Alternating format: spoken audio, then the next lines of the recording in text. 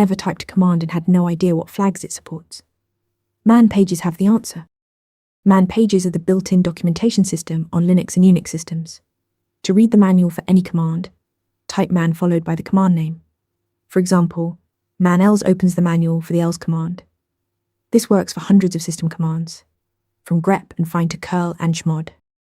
Man pages are organized into consistent sections. At the top, you'll find the name and a one-line description.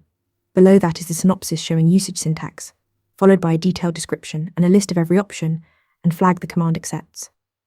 Many man pages also include examples. Man pages open in a pager, usually less. Press spacebar to scroll down, B to go back up. To search for a keyword, press / and type your term, then hit enter.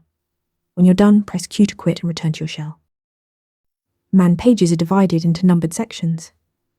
Section 1 is user commands, Section 2 is system calls, Section 3 is C library functions. Need the C printf docs? Type man3 printf.